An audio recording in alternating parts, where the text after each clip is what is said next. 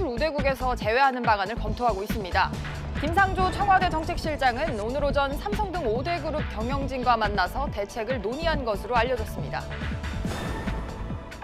일본이 수출 규제 한 달 만에 규제 품목인 포토레지스트 관련 허가를 한 건 내줬습니다. 국제 여론의 문매를 피하면서도 한국 내 불확실성을 높이는 전략이라는 분석이 나옵니다. 삼성전자가 오늘 새벽 미국 뉴욕에서 전략 스마트폰인 갤럭시 노트 10을 공개했습니다. 노트 시리즈 처음으로 화면이 큰 플러스 모델을 도입하고 또 S펜의 원격 제어 기능을 강화했습니다. 앞으로는 가점제 대상 아파트의 예비 입주자 수가 미달돼도 추첨이 아닌 가점 순으로 당첨자 순번이 정해집니다. 가점이 더 높아도 순번이 뒤로 밀렸던 예비 당첨자들의 불만이 줄어들 전망입니다. 이상 이 시각 주요 뉴스입니다.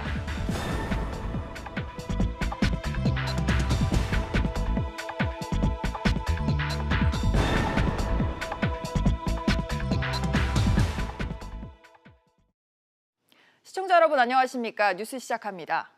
일본 수출 규제 조치에 맞서서 우리 정부도 일본을 우리의 화이트리스트에서 제외하는 방안을 검토 중입니다. 이에 앞서서 김상조 청와대 정책실장은 국내 5대 그룹 부회장들과 만나서 지원책을 논의했다고 하는데요. 취재기자 연결해보죠. 정광윤 기자. 네, 정광윤입니다. 네, 정부가 일본의 맞대응 방안을 논의했다고 하는데 우리도 일본을 수출 우대국에서 제외하는 방안이 논의가 됐어요. 네, 오늘 오전 홍남기 경제부총리 주재하에 일본 수출 규제 대응 관계장관 회의가 비공개로 열렸는데요.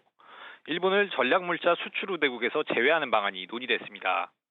현재 일본은 미국과 영국 등 28개국과 함께 수출 우대국인 가 지역에 포함돼 한 번 심사로 일정 기간 수출을 보장받는 사용자 포괄 허가를 받고 있는데요. 일본만 포함되는 다 지역을 신설해 개별 수출 허가를 내주고 소요 기간을 최장 90일로 늘리겠다는 겁니다. 정부는 당초 이 같은 내용을 오늘 관계장관 회의와 국정현안 조정회의를 거쳐 발표하기로 했었는데요. 일본 정부가 수출 규제를 강화한 핵심 소재 중 한 개인 포토레지스트에 대한 수출 허가를 내주는 등 변수가 생기면서 대응을 고심하고 있는 것으로 알려졌습니다. 이와 관련해 산업부 관계자는 일단 오늘 안에 결과를 발표하지는 않을 것이라고 말했습니다. 네, 이런 가운데 김상조 정책실장은 대기업들을 오전에 만나서 지원책을 논의를 했다고요? 네, 김상조 청와대 정책실장은 오늘 오전 회의에 앞서 삼성, 현대차, SK, LG, 롯데 등 5대 그룹 부회장급 경영인들과 회동한 것으로 알려졌습니다. 이 자리에서 일본이 한국을 화이트리스트에서 제외한 것과 관련해 업계의 목소리를 듣고 지원책에 대해 의견을 교환한 것으로 전해졌는데요.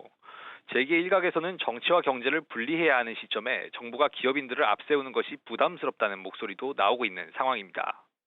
김 실장은 지난 5일 브리핑에서 그동안 알려지지 않았을 뿐 5대 그룹 부회장들과 이미 다 만났고 전화도 수시로 한다며 기업과 상시적으로 소통 채널을 열고 협의해왔고 앞으로도 그렇게 하겠다고 밝힌 바 있습니다. 지금까지 SBS CNBC 정광윤입니다. 네, 어제 일본 정부가 우리나라를 화이트리스트에서 배제하는 시행령 개정안을 공포했죠. 네, 개정안 공포와 함께 시행세칙도 공개했는데 당초 예상됐던 개별 허가 추가 품목은 지정하지 않아서 우리 경제의 불확실성이 더 커졌습니다. 이런 가운데 지난달 일본 정부가 수출을 규제한 반도체 소재에 대해서 처음으로 수출 허가를 내줬습니다. 이 내용들 정윤영 기자와 좀 더 자세히 짚어보겠습니다. 정 기자, 어제 일본이 개정안을 공포하고 이에 따라서 수출 상대국 분류 체계도 그동안 이용해 오던 것과는 달라진 거죠. 네, 일본은 어제 수출무역관리령 개정안을 공포하고 시행세칙인 포괄허가 취급요령 개정안도 공개했습니다. 네. 예, 우리나라는 기존 화이트리스트 국가를 지칭하는 그룹 A에서 B로 강등됐습니다. 이로써 오는 28일부터 군사 전용 가능성이 있다고 판단되는 1,100여 개 품목의 수출에 대해서 일본이 까다로운 절차를 요구할 수 있습니다. 네, 일본의 경제 보복이 확전될 것인지 그 가늠자 역할을 할 수 있었던 게 개별 허가 품목을 기존 반도체 세계 품목에서 더 확대할 것이었는지였는데 이 내용은 없었어요. 네, 일본은 지난달에 개별 허가 품목을 지정했던 반도체 핵심 소재 3가지 외에 어제 추가로 개별 허가 품목을 지정하지는 않았습니다. 네. 이 개별 허가 품목이 추가로 지정되지 않으면서 특별 일반 포괄 허가라는 제도를 활용할 수 있게 됐습니다. 일본 경제산업성의 자율준수 프로그램 인증을 받은 일본 수출 기업과 거래를 할 경우 우리 기업들이 이전과 같이 3년 단위의 포괄 허가 적용을 받을 수 있는 겁니다. 현재 인증을 받은 일본 기업은 1,300여 개입니다.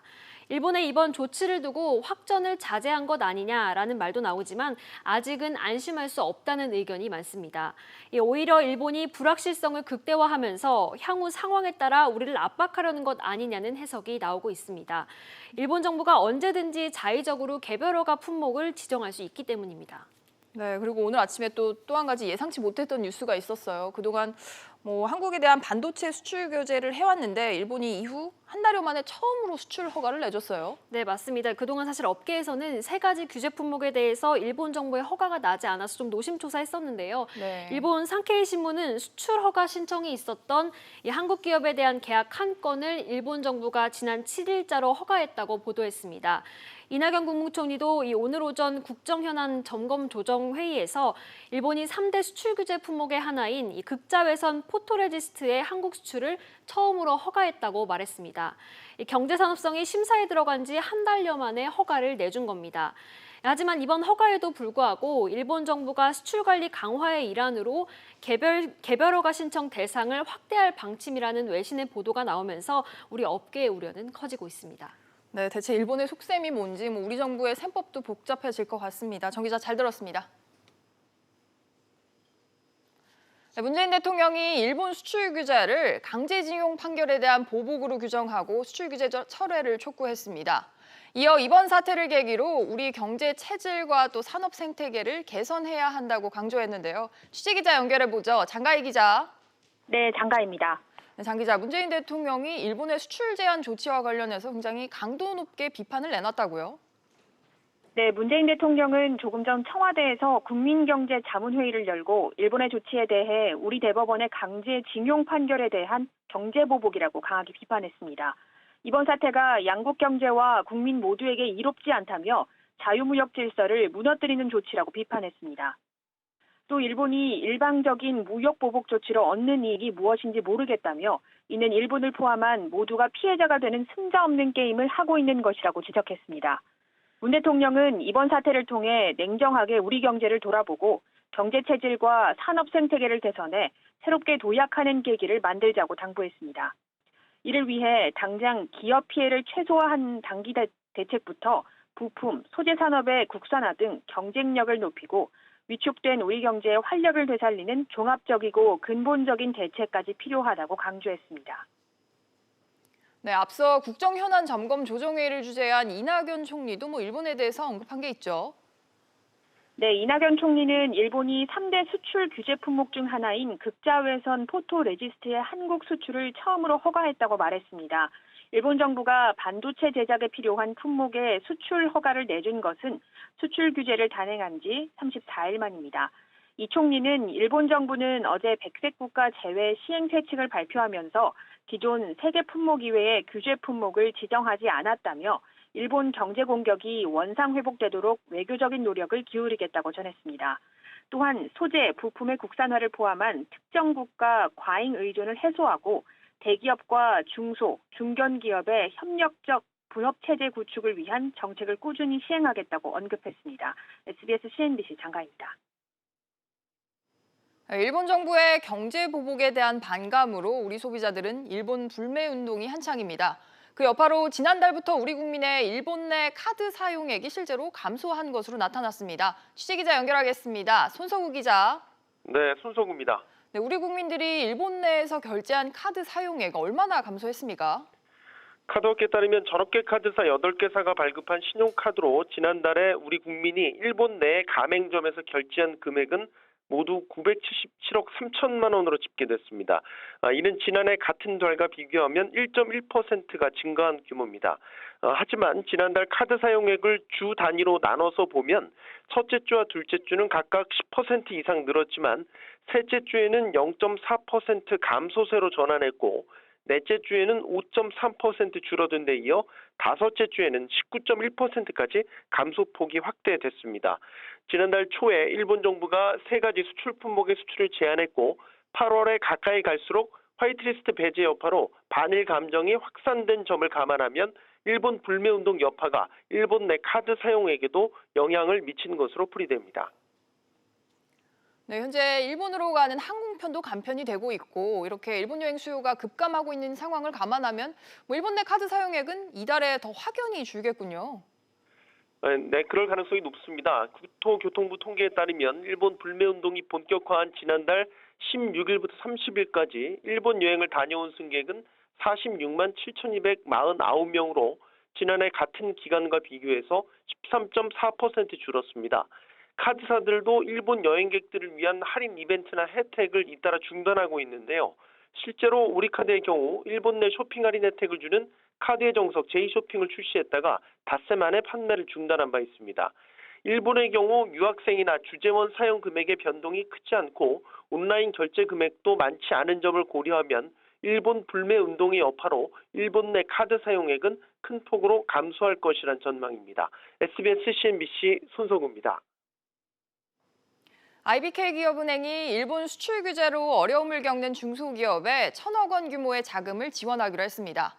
기업은행은 화이트리스트 배제 조치로 피해가 있는 중소기업 가운데 대출 만기를 앞둔 경우 원금 상환 없이 최대 1년 만기를 연장한다고 밝혔습니다. 또 기업당 3억 원 이내 모두 1,000억 원 규모의 특별 지원 자금을 투입하기로 했습니다.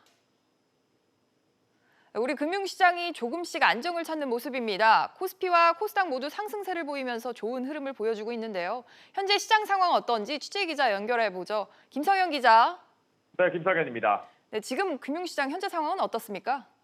네, 코스피는 장 초반 상승세를 보이며 장중 1930선을 회복했습니다. 코스피는 전거래일보다 0.87% 오른 1926.28에 거래를 시작했는데요. 지난달 30일 이후 7거래일 만에 반등 시도에 나선 겁니다. 미중 무역 전쟁 속에 중국 역의 위안화가 안정을 되찾으면서 불안감이 다소 진정됐고 미 연준의 금리 인하에 대한 기대감이 투자 심리에 영향을 미치는 것으로 풀이됩니다. 코스닥도 상승 곡선을 그리고 있는데요. 코스닥은 전거래일보다 1.23% 오른 571.59에 제장해 상승세를 이어가고 있습니다. 네, 그렇군요. 외환 시장 움직임은 어떻습니까? 네, 원달러 환율은 하락세를 보이며 1,200원 선에서 등락을 거듭하고 있는데요. 서울 외환시장에서 원달러 환율은 90전 내린 1,214원으로 거래를 시작했습니다. 중국인민은행이 위안화 환율을 7위안 이상으로 고시하면서 달러와 약세에 영향을 미치는 것으로 풀이됩니다. SBS CNBC 김성현입니다.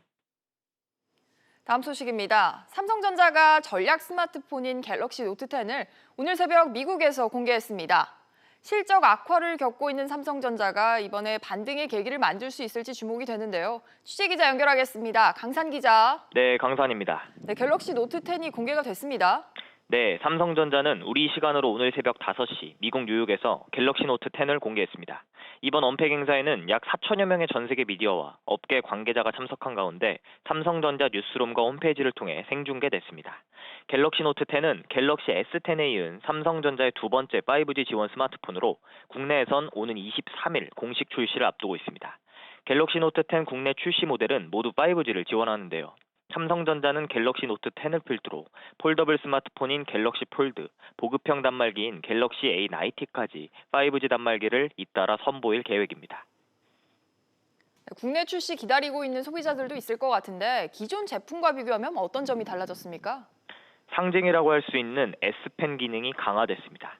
특히 기존의 S펜에 움직임을 제어하는 센서를 탑재해 펜의 움직임을 디바이스가 감지하는 에어 액션 기능을 넣은 것이 특징인데요. 예를 들어 S펜을 공중에서 시계 방향으로 돌리면 카메라가 줌인되고 반대 방향으로 돌리면 줌아웃됩니다. 허공의 S펜을 움직이는 것만으로 촬영과 편집이 가능해진 건데 다만 동작을 정확하게 하지 않으면 인식률이 떨어진다는 아쉬움도 나오고 있습니다. 가격은 일반 모델 256GB가 124만 원대, 플러스 모델 256GB 139만 원대, 512GB 149만 원 선인 것으로 전해졌습니다.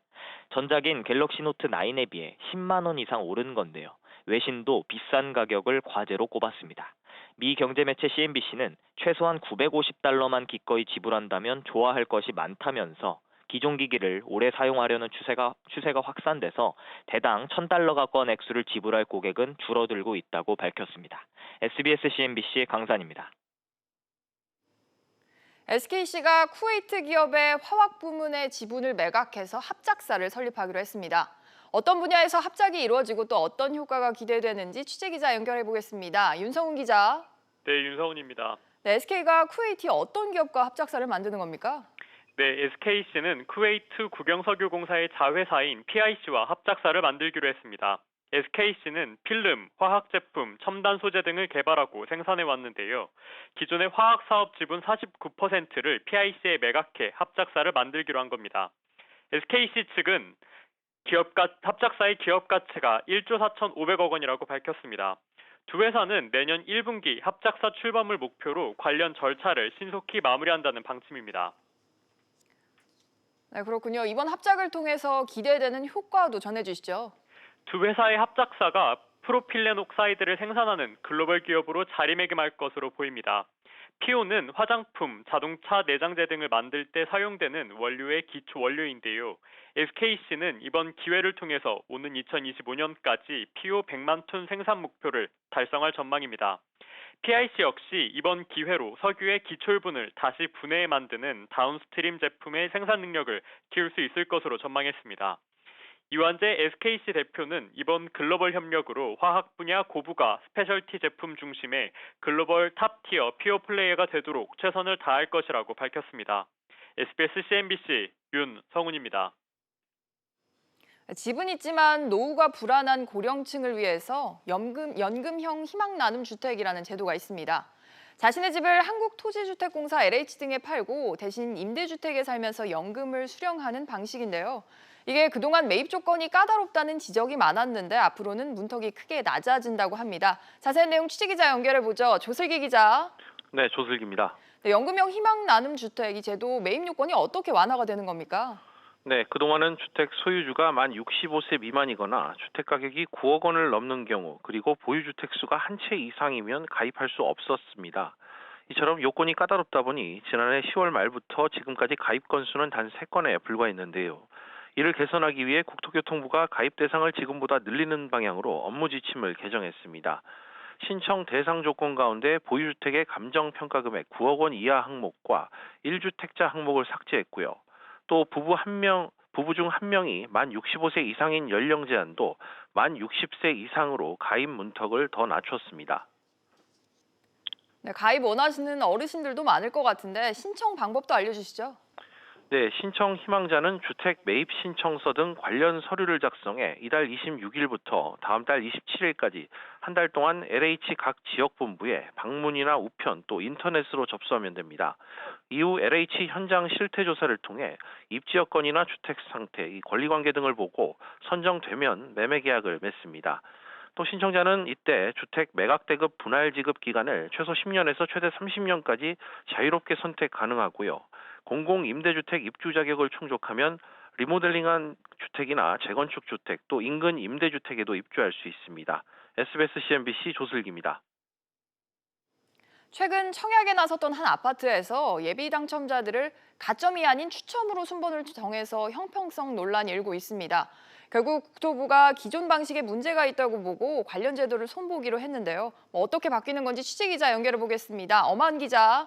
네, 어마은입니다. 먼저 이거부터 짚어보죠. 어떤 일이 있었던 겁니까? 네, 지난달 말 서울 청량리에서 롯데건설이 아파트 분양에 나섰는데요. 당시 일부 주택 타입에서 청약 미달이 발생했습니다. 롯데건설 측이 예비 당첨자를 추가 모집했는데 1순위 해당 지역의 경우에는 예비 당첨자 수가 기준인 5배수에 미달했다는 이유로 추첨제 방식으로 순번을 정했습니다. 반면 1순위 기타 지역 신청자는 5배수를 넘었다며 가점제로 당첨자 순번을 정했습니다. 이렇게 되자 가점이 높은데도 예비 당첨 순번에서 뒤로 밀린 청약자들의 불만이 쏟아져 나왔는데요. 한 예비 당첨자는 가점 27점의 예비 당첨자 순번이 40점보다 빠르다는 건 말이 안 된다면서 청약 가점제 아파트의 예비 당첨자를 추첨제로 뽑는 것 자체가 납득이 안 된다고 밝혔습니다. 롯데건설 측은 현재 주택 공급의 규칙상 예비 당첨자가 미달하면 추첨으로 뽑도록 돼 있다고 밝혔습니다. 네, 건설사도 규정에 따라서 그렇게 한 거라고는 하는데 결론적으로는 불합리한 면이 있었던 것 같습니다. 그래서 어떻게 제도를 손질하는 겁니까? 네, 앞으로 가점제가 적용되는 분양 아파트의 경우 예비 당첨자도 추첨이 아닌 가점 순으로 뽑기로 했습니다. 복불복이 아니라 청약 가점이 높은 사람이 예비 당첨자 순번도 높아지게 되는 겁니다. 현행 규정상 서울 등 투기과열 지구에서 분양하는 민영주택의 경우 전용 85제곱미터 이하는 100% 가점제가 적용되는데요. 이런 가점제 아파트에선 추첨이 아닌 가점순으로 예비당첨자 순서가 정해지게 됩니다.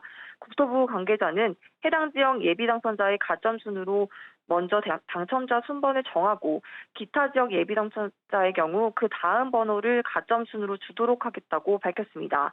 SBS CNBC 엄하은입니다.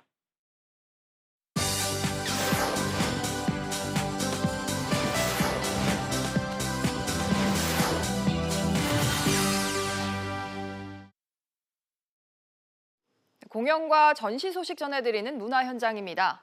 여름방학을 맞은 아이들과 함께 즐길 수 있는 문화 행사들이 풍성한데요. 디즈니 애니메이션 겨울왕국이 얼음판 위에서 펼쳐지는 공연으로 찾아왔습니다.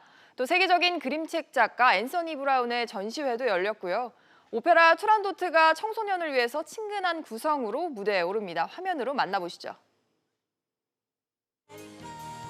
밝은 금발머리에 푸른 드레스를 입은 엘사와 동생 안나, 눈사람 올라프까지 애니메이션 겨울왕국의 주인공들이 은반 위에 등장했습니다.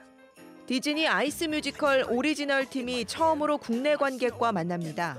지난 2014년부터 40여 개국에서 1,200만 관객을 불러 모은 공연으로 반가운 캐릭터들뿐만 아니라 레릿고 등 귀에 익은 음악까지 애니메이션의 감동을 고스란히 옮겼습니다.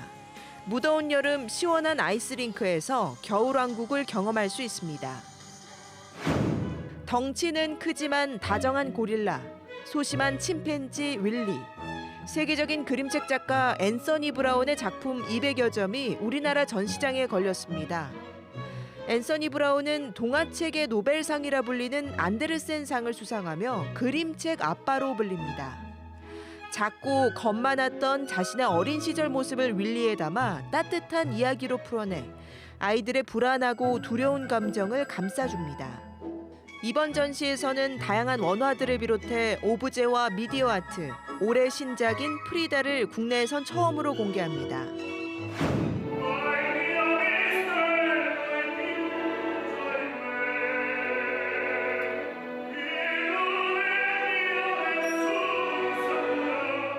공주는 잠 못 이루고 아리아로 유명한 오페라 투란도트가 돌아왔습니다.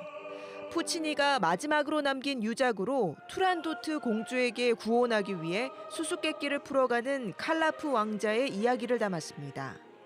중국 색채가 강한 기존 공연과 달리 이번 공연은 보다 현대적인 표현으로 오페라 초심자와 청소년들도 쉽게 볼 수 있게 각색됐습니다. SBS CNBC 윤선영입니다. 올해 상반기 세계 주요 시장에서 승용차 판매가 감소한 것으로 나타났습니다. 한국자동차산업협회에 따르면 상반기 미국과 유럽연합, 또 중국 등 7개 시장에서 판매된 승용차는 모두 3,117만 대로 지난해 같은 기간보다 5.6% 줄었습니다. 협회는 한국차 브랜드들이 비교적 낮은 감소율로 선전했지만 판매 규모와 연구개발 투자액, 또 모델 수 등에서는 아직 열세라고 평가했습니다. 증시 상황입니다. 오늘 국내 증시 오르고 있습니다. 코스피가 지난 6거래일 동안 하락 마감했었는데요. 오늘은 0.8% 오르며 1925포인트를 보여주고 있습니다. 오늘 과연 상승 마감할 수 있을지 지켜보셔야겠고요. 코스닥 같은 경우에는 2.64% 오르며 579포인트 나타내고 있습니다. 오늘 눈에 띄는 종목들 함께 살펴보시죠. 우선 삼성전자입니다. 지금 갤럭시 노트 10을 공개했고 일본이 수출 규제한 핵심 소개 3개 중에 포토레지스트에 대한 수출 허가를 내줬는데요. 이 소식이 호재로 작용하면서 하락했던 삼성전자 오늘은 보합권에서 거래가 되고 있습니다. 기아차 같은 경우에도 오름세인데요. 기아의 모닝차가 호주 소형차 시장에서 79%의 점유율을 기록했다는 소식이 올라왔습니다. 오늘 2.85% 오름세를 보여주고 있습니다. 삼성 SDI도 보도록 하겠습니다. 국내 배터리 3사 중에 유일하게 흑자를 냈는데요. 소형 배터리 사업 선방 소식에 오늘 오름세를 보여주고 있습니다. 1.49% 상승하고 있고요. KMW도 오늘 2.9% 좋은 흐름 가져가고 있습니다.